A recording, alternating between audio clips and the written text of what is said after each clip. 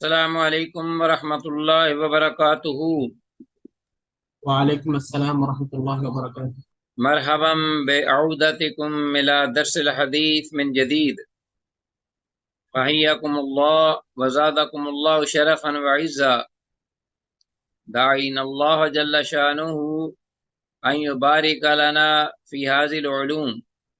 وان یسهل علینا هذه الدروس۔ رب زدنی علما، رب اشرح لی صدری ویسر لی امری واحلل عقدۃ من لسانی یفقهوا قولی۔ رب یسر ولا تعسر واتمم بالخیر، رب ساحل ویسر ولا تعسر علینا یا میسر کل عسیر۔ عزیز طلبہ، بفضل اللہ و بعونہ جل وعلا، مشکات المصابیح کا ایپیسوڈ نمبر 53 آپ کے سامنے موجود ہے، سبق نمبر 53۔ تو حسب معمول انشاءاللہ بفضل اللہ و بعونہ جل وعلا و بتوفیق اللہ تعالی احادیث کے ترجمہ پر فوکس رکھتے ہوئے جو عبارات قابل وضاحت ہوں گی یا الفاظ، ان کو واضح کیا جائے گا اور حدیث کی اسنادی حیثیت ضرورت کے مطابق بیان کی جائے گی، واللہ تعالی ولی التوفیق۔ تو آتے ہیں آج کے سبق کے حوالے سے، دیکھتے ہیں احادیث کی جانب، کون سی حدیث اور اس کا کیا ٹاپک موضوع ہے اور کون سے راوی ہیں۔ تو میں آپ سے شیئر کیے دیتا ہوں حدیث۔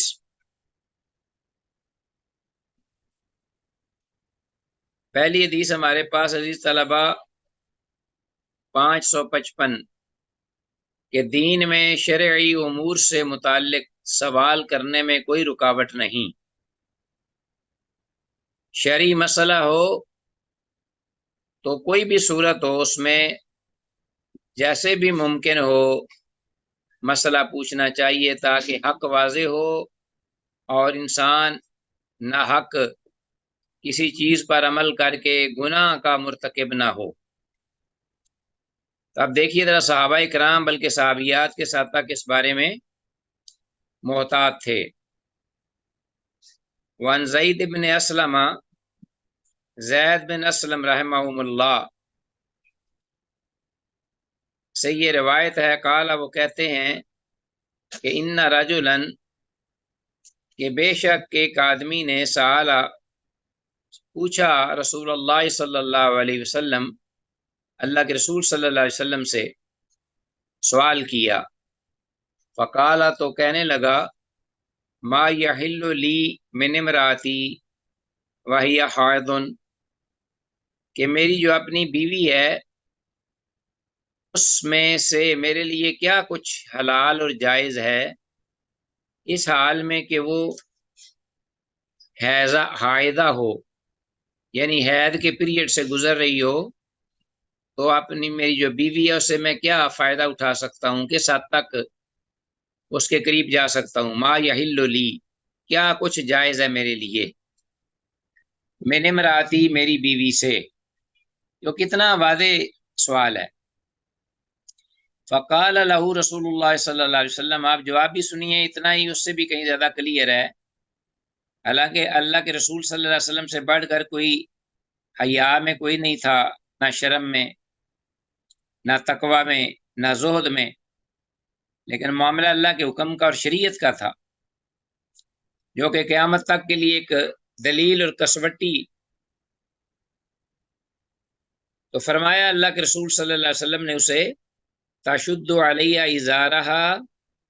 کہ اس پر اچھی طرح سے اس کی جو لنگوٹ ہے وہ کس کر باندھ دیجئے۔ تشد علیہ، اس پر یعنی اس کو اچھی طرح اس کا لنگوٹ یعنی تہ بند جو ہے، چادر جو کہ ازار باندھنے والی ہے، وہ اس کو اچھی طرح سے باندھ لیجئے۔ ثم شانو کا بیالہا، تو پھر اس ازار یعنی بندی ہوئی جو چادر ہے یا تہ بند، جو تو باندھے گا یا وہ باندھے گی اپنے پر، اس کے اوپر پھر تیرے لیے اختیار ہے۔ ثم یانو شأنک بعلاھا۔ رواہ مالک، امام مالک نے اس کو روایت کیا ہے، والدارمی، اور امام دارمی نے بھی مرسلن، مرسل روایت مرسل ہے، لیکن اس کے باوجود یہ صحیح ہے، یہ حدیث مرسل ہونے کے باوجود صحیح ہے، اور اسے امام ابو داود رحمہ اللہ نے صحیح سند کے ساتھ بھی بیان کیا ہے، اور جو کچھ اس کے اندر مسئلہ ہے وہ بھی ایسے ہی ہے اور اسی پر ہی عمل ہے۔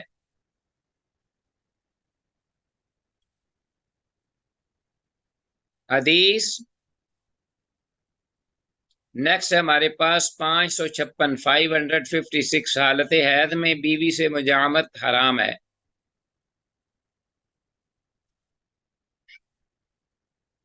حالت حید میں بیوی سے مجامعت حرام ہے، یعنی مباشرت جائز ہے، مجامعت سے مراد ہے جماع کرنا۔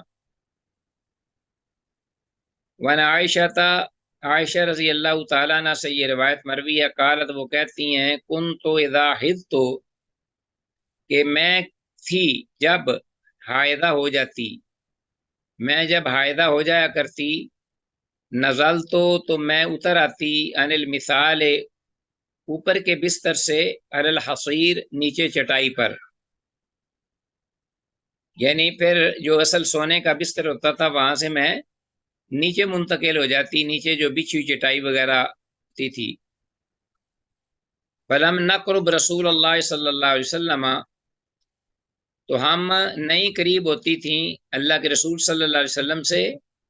ولم ندن منہ، اور نہ ہی آپ کے پاس جاتی، ولم ندن منہ، مانا ایک ہی ہے، نقرب اور ندن منہ، فلم نقرب اور ولم ندن منہ، حتیٰ نت ہو رہا یہاں تک کہ ہم پھر پاک ہو جاتی۔ تو پاک ہونے تک یعنی ایک تو پیریڈ حید کا جو ہے وہ نکل جائے، اور دوسرا اس کے بعد وہ غسل کر لے، تو اس کے بعد ہم اس وقت تک ہم رسول اللہ صلی اللہ علیہ وسلم کے قریب نہیں جایا کرتی تھی۔ مراد یہاں قریب جانے کا یہ نہیں ہے کہ وہ آپ سے ملتی نہیں تھیں، آپ کو ٹچ نہیں کرتی تھیں، آپ سے الگ ہو جاتی تھیں، یا آپ کے پاس سویا بھی نہیں کرتی تھیں۔ مراد یہاں یہ ہے کہ جو میاں بیوی کے اصل تعلقات ہوتے ہیں، ازدواجی تعلقات، صحبت وغیرہ، اس کے لیے ہم آپ کے قریب نہیں جاتے تھے۔ رواہ ابو داود، اس امام ابو داود نے روایت کیا ہے، اور پچھلی سابقہ حدیث اس پر دلالت کرتی ہیں۔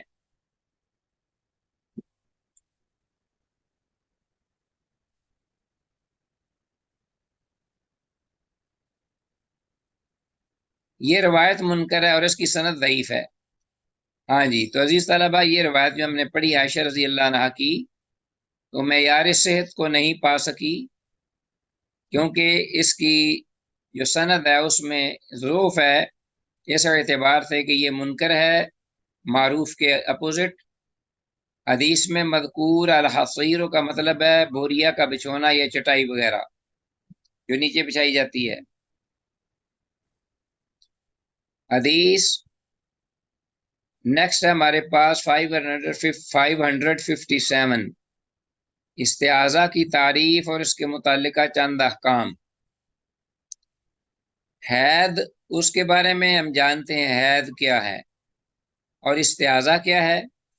اس کے بارے میں اب ہمارے پاس احادیث آ رہی ہیں، اور اس کے متعلقہ چند باتیں اور امور ہیں اس حدیث کے اندر۔ انا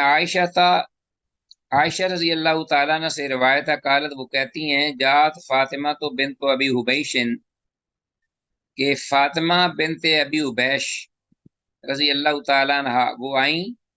الی النبی صلی اللہ علیہ وسلم، اللہ کے نبی صلی اللہ علیہ وسلم کی خدمت میں، فقالت، تو کہنے لگیں، یا رسول اللہ، اللہ کے رسول صلی اللہ علیہ وسلم، انی امرأۃ استحاض، کہ میں ایسی عورت ہوں کہ مجھے استحاضہ آتا ہے، یعنی استحاضہ کے مرض میں مبتلا ہوں، استحاض، فلا اطہر، تو اس بنا پر میں پاک نہیں رہ سکتی، میں پاک نہیں رہ سکتی استحاضہ بیماری کی وجہ سے۔ افاعدہ الصلاۃ، تو کیا میں اس دوران نماز کو چھوڑ دوں؟ فقال، آپ نے فرمایا، لا نہیں، انما ذالک عرق، یہ تو صرف ایک عرق یعنی رگ ہے، خون کی رگ، ولیس بحید، یہ حید نہیں، یہ حید کے خون کی رگ نہیں بلکہ یہ ایک عام رگ ہے، شریان جسے کہتے ہیں خون کی۔ فیضا اقبالت حیدتک، تو جب دستور کے مطابق، روٹین کے مطابق جب تیرا حید آ جائے، فدائی الصلاۃ، تو پھر تو نماز کو چھوڑ دے، وَإِذَا أَدْبَرَتْ، اور جب حید چلا جائے، حیض کے دن، ایام، اوقات، فاغسلی عنک الدم، تو پھر اپنے آپ سے اس خون کو دھو لے، صاف کر لے، ثم صلی، تو پھر تم نماز پڑھو۔ مراد یہ ہے کہ جب ختم ہو جائے تو استنجا وغیرہ کر کے، صفائی کر کے، یا اس کے بعد جو کرتے ہیں اپنا غسل کر کے، فاغسلی عنک الدم سے مراد غسل کیجئے تو پاک ہو جائیے، پھر ثم صلی، پھر نماز پڑھیے، تو استعاذہ پر نماز نہیں چھوڑیں گے۔ مستحاضہ اس عورت کو کہتے ہیں کہ جس کے رحم میں سے بغیر ایام حید اور بغیر نفاس کے خون آتا ہے۔ رحم میں ایک عادل نامی رگ ہے، اس میں سے یہ خون جاری ہوتا ہے، اس خون کے دوران نماز، روزہ، دیگر عبادات اور بیوی سے صحبت کرنا منع نہیں۔ استعاذہ کے خون میں سارے کام کرنے ہوں گے روٹین کے مطابق، صرف یہ ہے کہ استنجا وغیرہ یا صفائی کر لے۔ آگے اس کے بارے میں اور بھی حدیثیں آ رہی ہیں۔ حدیث میں الفاظ فاغسلی عنک الدم کا مفہوم یہ ہے کہ اپنے سے خون کو دو، یعنی غسل کر۔ استعاذہ اور حیض کے خون کا فرق، اب یہ خصوصاً جو خواتین ہیں ان کے بارے میں یہ خاص طور پر جو بالغ ہو جائیں ان کے بارے میں یہ حدیث ہیں ان کی رہنمائی میں، اور مرد حضرات کے لیے بھی جو کہ شادی شدہ ہیں۔ عن عروہ بن الزبیر، عروہ بن زبیر رضی اللہ تعالیٰ عنہما سے یہ روایت مروی ہے، عن فاطمہ بنت ابی حبیش رضی اللہ عنہا، وہ فاطمہ بنت ابی حبیش رضی اللہ عنہا کے سے روایت کرتے ہیں۔ اب دیکھیے یہ خاتون ہے صحابیہ فاطمہ بنت ابی حبیش، بہت ہی یہ جلیل القدر صحابیہ اور بڑی معروف ہیں۔ استعاذہ کے مرض میں یہ بہت زیادہ مبتلا تھیں، اسی لیے ان سے یہ روایات بھی آتی ہیں۔ اور روایت کون کر رہے ہیں؟ عروہ بن زبیر۔ انہا کانت استحاذ، ہو کہ بے شک وہ فاطمہ بنت حبیش یہ کانت استحاذ ہو استعاذہ کے مرض میں مبتلا ہو گئیں۔ وقال لها النبی صلی اللہ علیہ وسلم، تو اللہ کے نبی صلی اللہ علیہ وسلم نے اسے یہ کہا، فرمایا، اذا کان دم الحید، کہ جب تو ہو حیض کا خون، فإنه دم اسود یعرف، تو بے شک وہ خون ایسا ہوتا ہے جو سیاہ رنگ کا ہوتا ہے، دم اسود یعرف، وہ پہچانا جاتا ہے اپنی سیاہی کی وجہ سے۔ فإذا كان ذلك، تو جب ایسا معاملہ ہو، خون آنے والا، جاری ہونے والا انتہائی سیاہ ہو، فأمسکی عن الصلاۃ، تو تم نماز کی ادائیگی سے رک جاؤ۔ فإذا كان الآخر، تو اگر خون جو ہے وہ اس کے علاوہ کسی اور رنگت کا ہے، فتوضئی، تو پھر تم وضو کرو، وصلی، اور نماز پڑھو، فإنما هو عرق، یہ تو صرف ایک رگ ہے جس سے استعاذہ یا بیماری کا خون جاری ہوتا ہے، حیض کا نہیں، جیسا کہ پیچھے کہا گیا کہ وہ اس کا نام، اس رگ کا نام عادل ہے، عادل رگ۔ رواہ ابو داود و النسائی، اسے امام ابو داود اور امام نسائی نے روایت کیا ہے۔ تو اس حدیث کی سند حسن ہے، البتہ بعد نے اسے ضعیف کہا ہے، علماء میں اختلاف ہوا ہے، نیزی سے امام ابو حاتم رحمہ اللہ نے منکر جانا ہے اس حدیث کو، اور امام ابو داود رحمہ اللہ نے بھی اسے ضعیف کہا ہے، جبکہ امام ابن حبان اور امام حاکم رحمہ اللہ نے اسے روایت کیا اور دونوں نے اسے صحیح کہا ہے، واللہ عالم۔ تو اہل علم میں اختلاف ہے، بہرحال ذوف ایک اتنا زیادہ نہیں، اور اس میں جو ذکر ہے وہ بھی اسی پر ہی عمل ہونا چاہیے، اسی کے مطابق۔ حدیث میں دلالت ہے کہ خون کی صفت کا اعتبار کیا جائے، خون کو دیکھا جائے گا، اگر اس کا رنگ سیاہ ہو تو حید ہے، ورنہ استحاضہ بیماری کا خون ہے۔ مستحاضہ اور معتادہ عورت کا بیان، یہ بھی جو ہماری اسٹوڈنٹس ہیں خواتین، ان کے لیے بڑا اہم مسئلہ ہے، اور حدیث کو غور سے سنیے گا۔ عموماً خواتین سوال کرتی ہیں، پوچھتی ہیں اور پریشان رہتی ہیں، آپ بھی انہیں رہنمائی کر سکتی ہیں۔ وعن ام سلمہ رضی اللہ عنہ قالت، سیدہ ام سلمہ رضی اللہ عنہ سے روایت ہے، وہ کہتی ہیں ان امرأۃن، کہ بے شک ایک عورت تھی، ایسی عورت کانت تحراق الدم علی عہد رسول اللہ صلی اللہ علیہ وسلم، جو کہ گرائی جاتی تھی خون آپ صلی اللہ علیہ وسلم کے عہد مبارک میں، یعنی آپ صلی اللہ علیہ وسلم کے ہوتے ہوئے آپ کے عہد میں اس کو جو ہے بیماری کا خون جو ہے وہ بہت زیادہ آتا تھا، تحراق الدم علی عہد رسول اللہ۔ فاستفتت لہا ام سلمہ النبی صلی اللہ علیہ وسلم، تو اس کے لیے فتویٰ طلب کیا ام سلمہ ام المومنین رضی اللہ عنہ نے نبی مکرم صلی اللہ علیہ وسلم سے، فقالا، تو آپ نے جواب میں فرمایا کیا کرے، اب خون مسلسل بہہ رہا ہے، اس بیچاری کو سمجھ نہیں آ رہا کہ یہ کون سا اور کیسا خون ہے، کب میں رکوں اور کب نماز شروع کروں، کب ختم کروں۔ تو آپ صلی اللہ علیہ وسلم نے فرمایا لتنظر عدد اللیالی والایام، کہ اسے چاہیے کہ وہ غور سے نظر میں رکھے، یعنی کاؤنٹ کرے، نظر میں رکھے، عدد اللیالی، ان راتوں کی تعداد، والایام، اور دنوں کی، اللاتی کانت تحیدہن، وہ دن اور رات کہ جن میں وہ حیض کے میں مبتلا ہوتی تھی، حید کے پیریڈ میں حائدہ ہو جاتی تھی، من الشہر، مہینے میں سے، قبل ان یصیبہا الذی اصابہا، اس سے پہلے کہ وہ اس خون کو پہنچے جو کہ وہ اس کو پہنچتا تھا۔ مطلب یہ کہ مہینے کے اندر وہ ان دنوں کو باقاعدہ کاؤنٹ کرے، گنے، شمار میں رکھے، اور نگاہ اپنے غور و فکر کرے، اس پر یاد رکھے ان دنوں کو کہ اس خون کے آنے سے پہلے اس کو وہ خون آیا کرتا تھا، کن راتوں اور کتنے دن اور کتنی راتیں اور کن دن اور کون سی راتوں میں اور کون سے دنوں میں آتا تھا، وہ اس بارے میں پوری طرح غور و فکر کرے اور ان دنوں کو کاؤنٹ کرے، ان کو شمار کرے۔ پھر کیا کرے، فَلْتَتْرُكِ الصَّلَاةَ قَدْرَ ذَلِكَ مِنَ الشَّهْرِ، پھر وہ چھوڑ دے نماز اس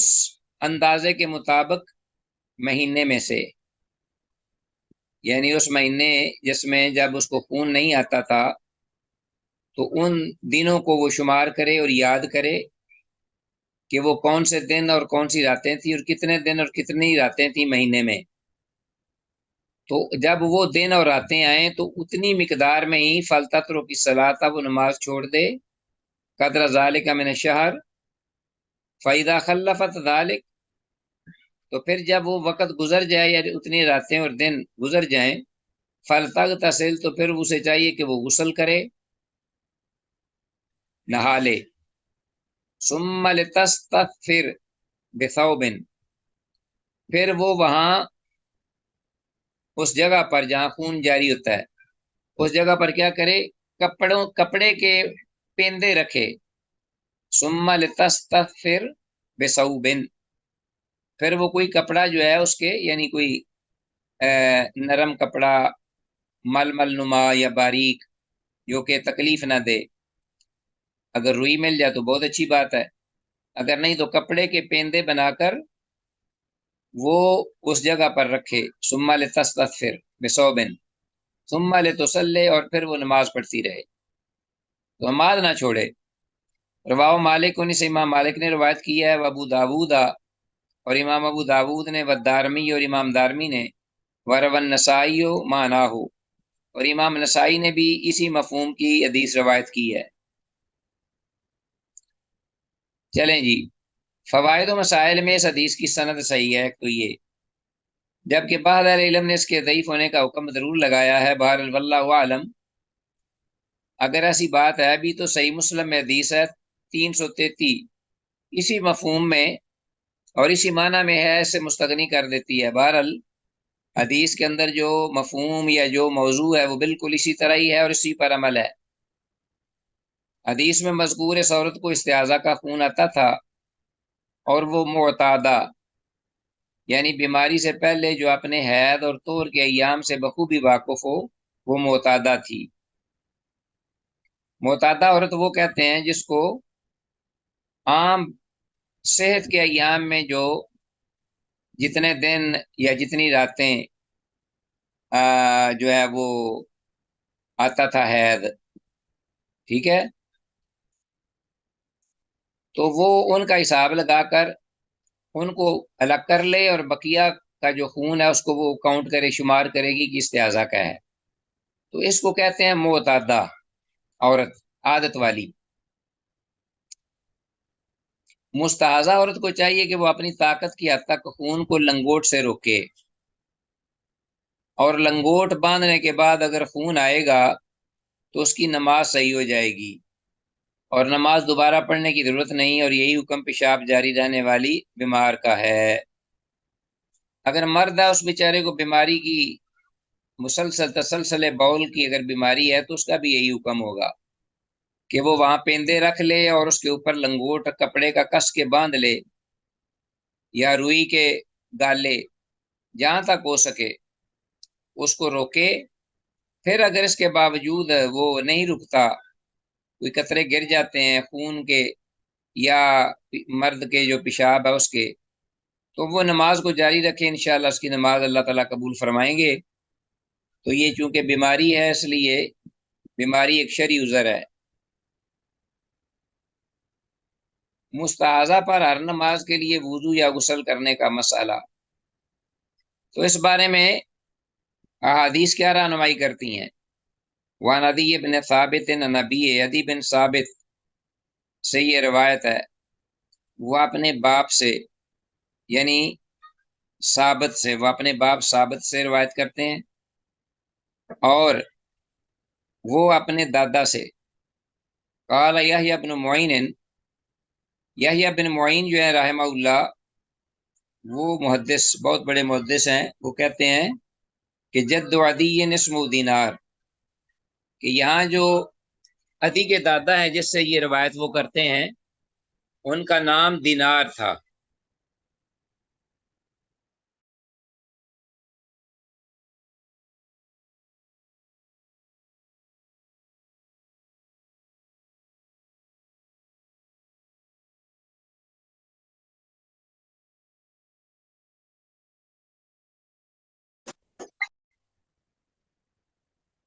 یحییٰ بن معین رحمہ اللہ جو کہ بہت بڑے محدث ہیں، امام، وہ کہتے ہیں کہ جد و عدی اسمہ دینار، کہ عدی کے دادا جو ہیں ان کا نام دینار تھا، تو وہ عن النبی صلی اللہ علیہ وسلم، وہ اللہ کے نبی صلی اللہ علیہ وسلم سے روایت کرتے ہیں، انہ قال فی المستحاضہ، کہ اللہ کے نبی صلی اللہ علیہ وسلم نے مستحاضہ عورت کے بارے میں یہ فرمایا جس کو استحاضہ کا خون آتا ہے بیماری کا، کہ تادع الصلاۃ ایام اقرائہا، کہ وہ نماز چھوڑ دے گی ایسی عورت مستحاضہ، ایام اقرائہا، اپنے ان حیض کے دنوں میں، اللہ تی کان تعید فیہا، وہ دن کہ جن دنوں میں وہ حیض میں ہوتی تھی یا جن دنوں میں اس کو حیض آتا تھا، ثم تغتسل، پھر وہ کیا کرے گی، خون آتا ہے، آ رہا ہے، لیکن اس کے باوجود وہ غسل کرے گی، ثم تغتسل وتتوضأ عند كل صلاۃ، تو یعنی ایک ہی بار غسل کر لے گی اور وضو کرے گی ہر نماز کے لیے، وتصوم وتصلی، اور پھر وہ روزہ بھی رکھے گی اگر رکھنا چاہے، یا فرضی روزے آ جائیں تو روزے رکھے گی، وتصلی، اور نماز بھی پڑھے گی۔ تو گویا کہ مستحاضہ جو ہے اس کے لیے چھوٹ نہیں ہے، حیض والی عورت کو چھوٹ ہے۔ رواه ترمذی و ابو داود، امام ترمذی اور امام ابو داود نے اس کو روایت کیا ہے۔ سمجھ آگی بات کی؟ جی استاد۔ جی سر۔ جی سنتے جائیے، ابھی آ گئی حدیث اور ایک، یہ بھی بڑی معروف حدیث ہے۔ مستحاضہ کے لیے بہتر یہ ہے کہ وہ ہر دو نمازوں کے لیے ایک غسل اور نماز فجر کے لیے بھی ایک غسل کرے، یہ اس کے لیے بہتر ہے۔ یہاں بہتر کے الفاظ ہیں، یعنی واجب نہیں اس کے لیے۔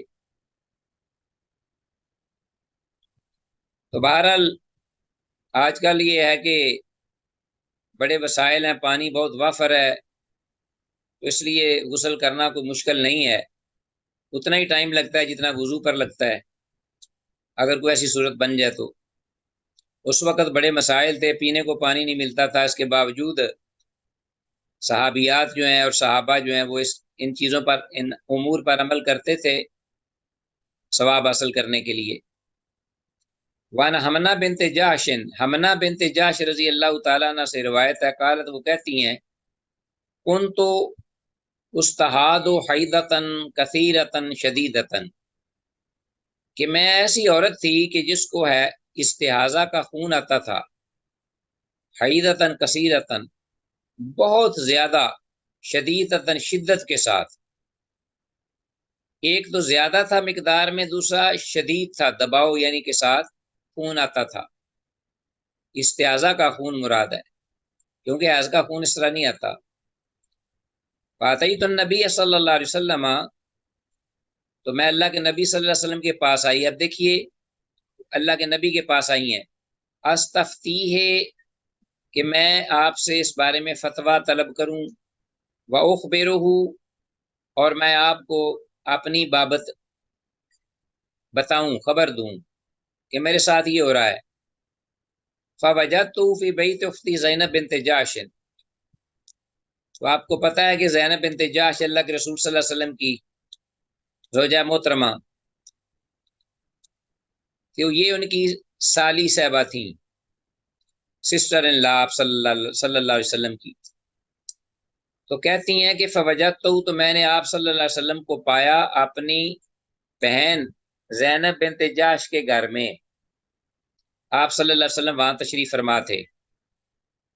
فقلت یا رسول اللہ، تو میں نے کہا اللہ کے رسول، اب دیکھو اپنی بہن کے ذریعے بھی وہ مسئلہ پوچھ سکتی تھی، لیکن بہرحال جائز ہے کہ عورت خود تسلی کے لیے، اطمینان کے لیے کھول کر، کیونکہ جب کسی کے ذریعے کرے گی تو شاید اطمینان نہ ہو سکے، پوری بات کلیئر نہ ہو سکے، اور کوئی جھجک شرم بھی ہوتی ہے، تو اس لیے خود کہتی ہیں، میں نے کہا اللہ کے رسول، انی استحاد و حیدتن کثیرتن شدیدتن، کہ میں وہ عورت ہوں کہ جسے بہت زیادہ حید، استحاضہ کا خون آتا ہے، بہت زیادہ تعداد میں بھی اور شدید دباؤ کے ساتھ، پریشر کے ساتھ۔ فما تأمرنی فیہا، تو آپ اس بارے میں مجھے کیا حکم کرتے ہیں؟ قد منعتنی الصلاۃ والصیام، اس مرد نے تو مجھے نماز اور روزہ ادا کرنے سے روک دیا۔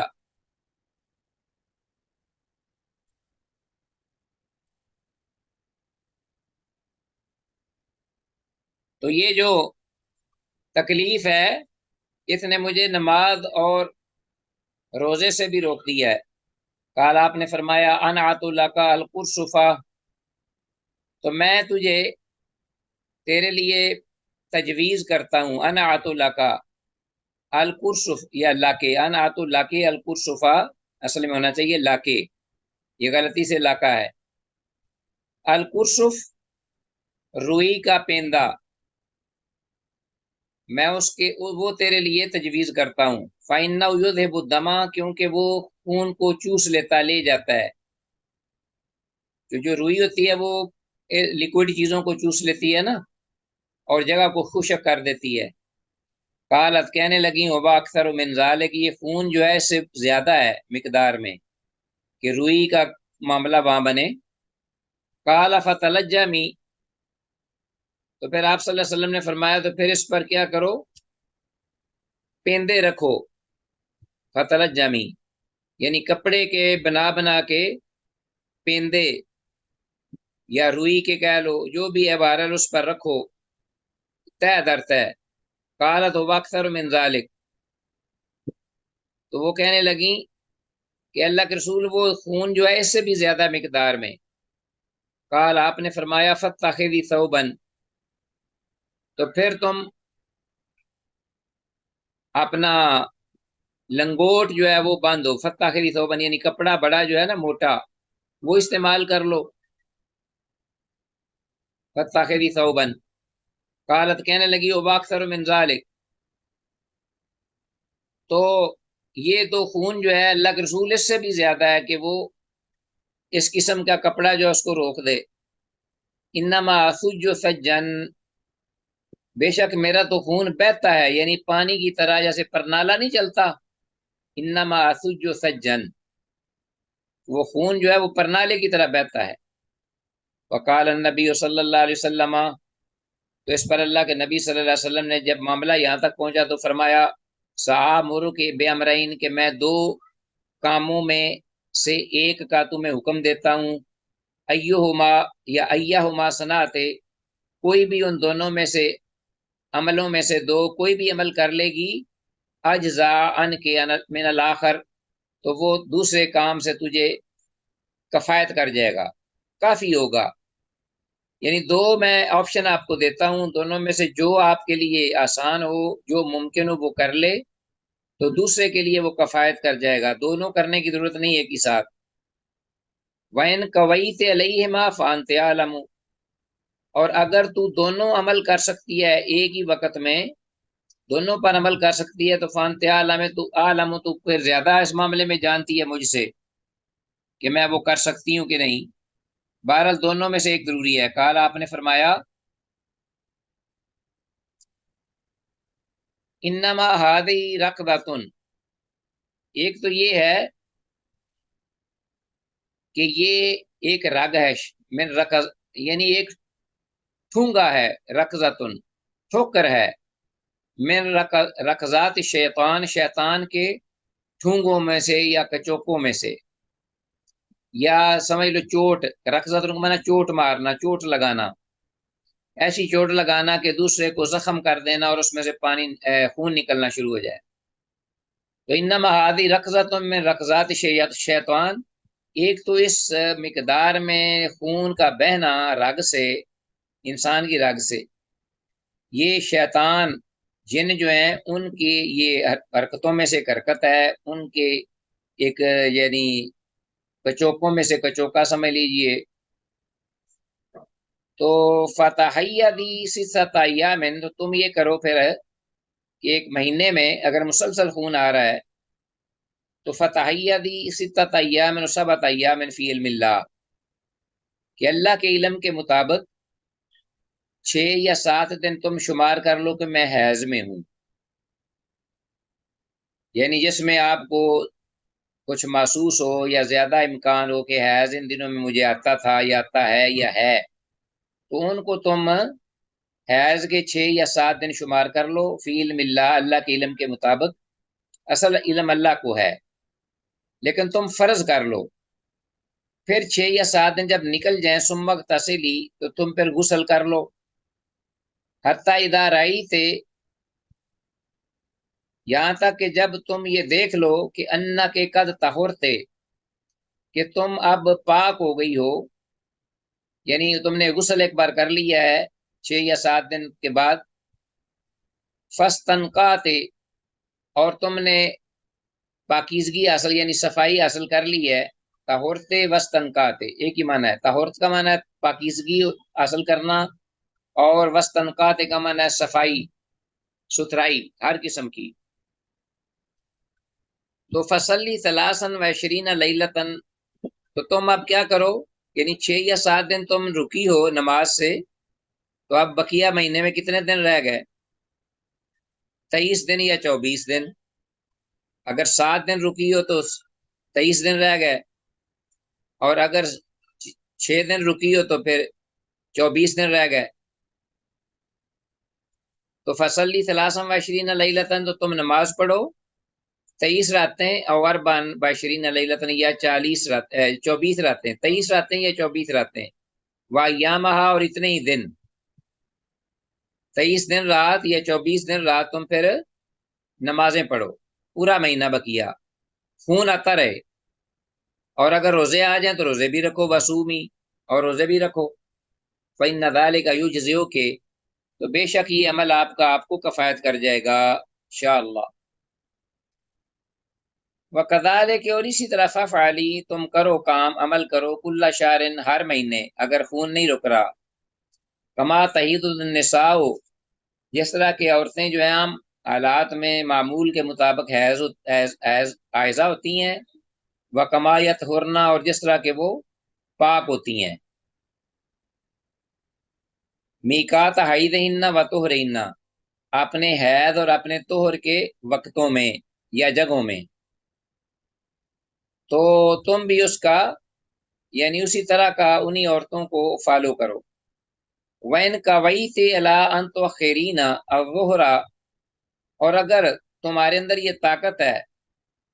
عَلَىٰ أَن تُؤَخِّرِينَ، کہ تم مؤخر کر لو، الظہر کو، ظہر کی نماز کو، وَتُعَجِّلِينَ الْعَصْرَ، اور عصر کی نماز کو جلدی کر لو، دونوں کو ایک ساتھ ملا لو درمیان کے ٹائم میں، فَتَغْتَسِلِينَ، تو تم کر لو ایک غسل، وَتَجْمَعِينَ بَيْنَ الصَّلَاتَيْنِ الظُّهْرَ وَالْعَصْرَ، اور تم جمع کر لو دو نمازوں کے درمیان ظہر اور عصر، دونوں کو اکٹھا کر لو ایک غسل کے ساتھ، ایک غسل کر لو، ظہر کی نماز مؤخر کر لو، ڈیلے کر لو، اور ظہر کی عصر کی طرح پہلے کر لو درمیان کے ٹائم میں، اور ایک غسل کے ساتھ۔ اسی طرح وَتُؤَخِّرِينَ الْمَغْرِبَ، تم مؤخر کر لو، ذرا لیٹ کر لو مغرب کو، وَتُؤَجِّلِينَ الْعِشَاء، اور عشاء کی نماز ذرا پہلے کر لو درمیان کے ٹائم میں، ثم تغتسلین، پھر ایک غسل کر لو، وَتَجْمَعِينَ بَيْنَ الصَّلَاتَيْنِ، اور دونوں نمازوں کو تم اکٹھا کر لو۔ فَفْعَلِي، اگر تم یہ کر سکتی ہو تو یہ کرو، یہ پیچھے آ رہا ہے نا، وَإِنْ كَوَيْتِ عَلَىٰ، تو فَفْعَلِي آپ نے اختیار دیا ہوا ہے، وَتَغْتَسِلِينَ مَعَ الْفَجْرِ فَفْعَلِي، اور فجر کے لیے ایک الگ غسل کر لو، اگر کر سکتی ہو تو یہ کرو، وصومی، اور روزہ رکھو، اگر روزے کا ٹائم آ گیا یا رمضان آ گیا ہے، اور اگر نفلی بھی رکھنا چاہتی ہو تو رکھ سکتی ہو،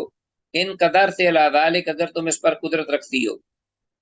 قال رسول اللہ صلی اللہ علیہ وسلم، اللہ کے رسول صلی اللہ علیہ وسلم نے فرمایا، وَهَذَا أَعْجَبُ الْأَمْرَيْنِ إِلَيَّ، اور یہ آخری جو معاملہ ہے، آخری عمل، یہ دونوں معاملوں میں سے میرے ہاں زیادہ پسندیدہ ہے۔ رواہ احمد و ابو داود و ترمذی، امام احمد، امام ابو داود، امام ترمذی نے اس حدیث کو روایت کیا ہے۔ چلیں جی، یہ حدیث لمبی اور آپ کو اس کا مفہوم سمجھ میں آ گیا ہوگا، یہی کافی ہے انشاءاللہ۔ تو آگے ہے فوائد و مسائل میں، اس حدیث کی سند حسن ہے یعنی صحیح ہے، مگر بعض محققین کے نزدیک سند کے اعتبار سے یہ حدیث ضعیف ہے،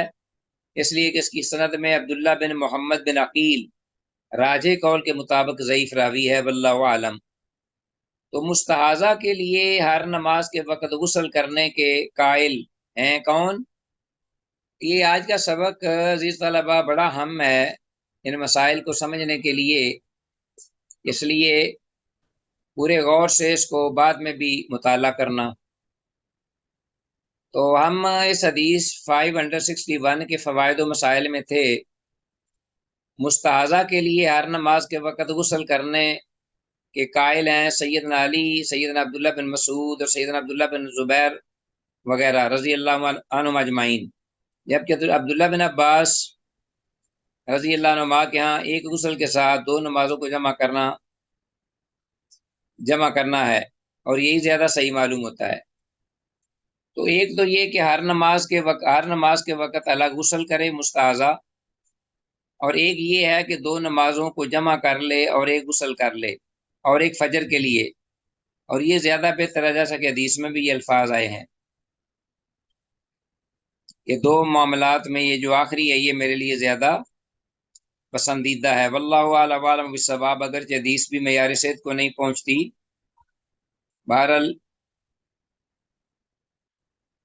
آگے آتے ہیں اگلی حدیث کی جانب۔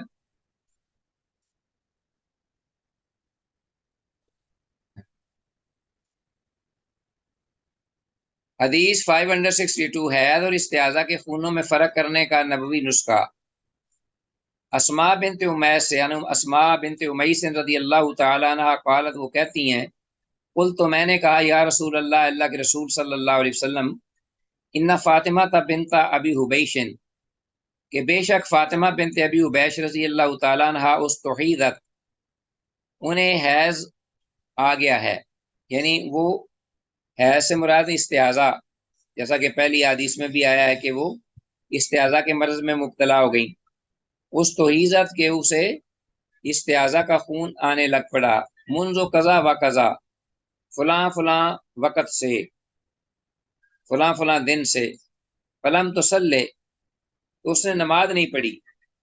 وقال رسول اللہ صلی اللہ علیہ وسلم، تو اللہ کے رسول صلی اللہ علیہ وسلم نے ارشاد فرمایا، سبحان اللہ، اللہ پاک ہے، ان ھذا من الشیطان، یہ تو شیطان کی جانب سے ہے، یعنی جیسا کہ وہ پیچھے الفاظ ہیں نا کہ یہ شیطان کی طرف سے کچوکا ہے، چوٹ ہے، ٹھوکر ہے۔ اللہ اکبر۔ لتجلس فی مرکن، تو اسے چاہیے کہ وہ ایسا آنے پر یا ہونے پر وہ ایک ٹب میں بیٹھ جائے۔ لتجلس فی مرکن، پانی کے ٹب میں وہ بیٹھ جائے۔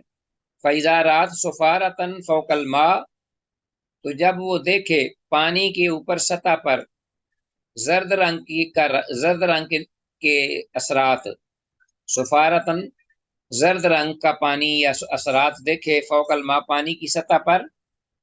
فَلْتَغْتَسِلْ لِلظُّهْرِ وَالْعَصْرِ غُسْلًا وَاحِدًا، تو اسے چاہیے کہ پھر وہ غسل کرے ظہر اور عصر کے درمیان نماز پڑھنے کے لیے ایک غسل، غسلاً واحداً۔ اور اسی طرح وَتَغْتَسِلْ لِلْمَغْرِبِ وَالْعِشَاءِ غُسْلًا وَاحِدًا، اور اسی طرح وہ غسل کرے گی یا غسل کرے مغرب اور عشاء دونوں نمازوں کو ملا کر پڑھنے کے لیے ایک غسل،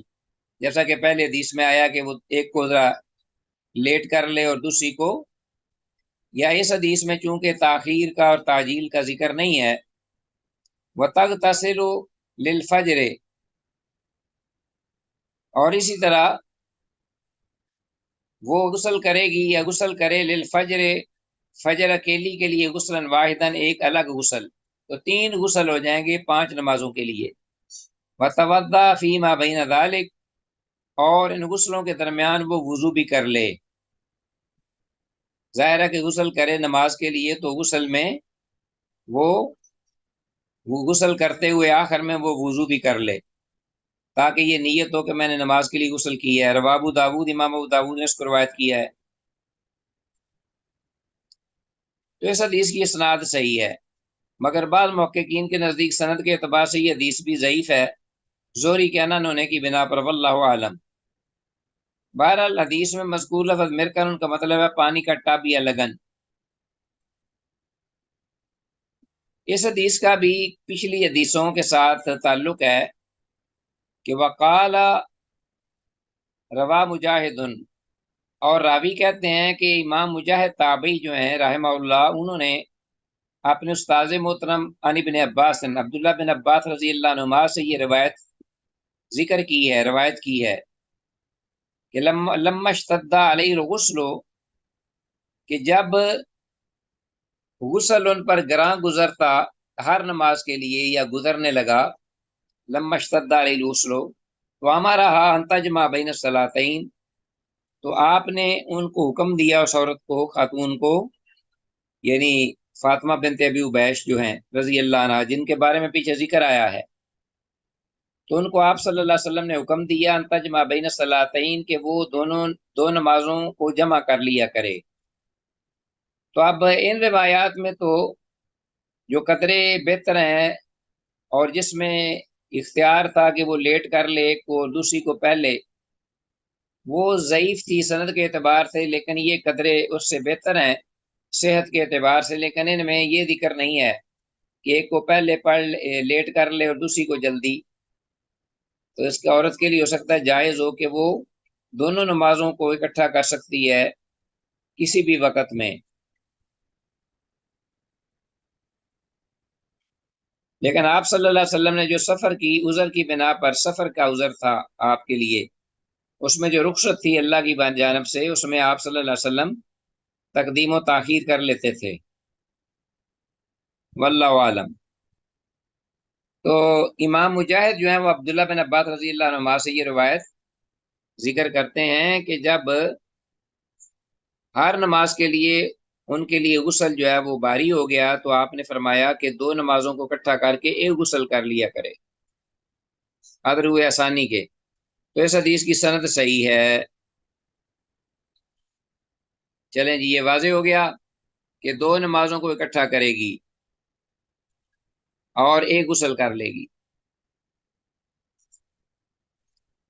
آج کے سبق کے حوالے سے سوالات۔ تو عزیز طلباء، حسب معمول کے سبق کے اختتام پر بھی کچھ الفاظ یا سوالات میں نے دیے ہیں، ان کو پڑھ لیجئے اور تیار کر لیجئے۔ ان کا تعلق بھی ان حدیث کے ساتھ ہے جو ہم نے ابھی مطالعہ کی ہیں۔ پہلا سوال ہے، حدیث میں مذکور لفظ میر قانون کا کیا مطلب ہے؟ اور دوسرا کوشچن ہے، حیض اور استحاضہ کے خونوں میں فرق کرنے کا نبوی نسخہ کیا ہے؟ وہ احاطہ تحریر میں لائیں۔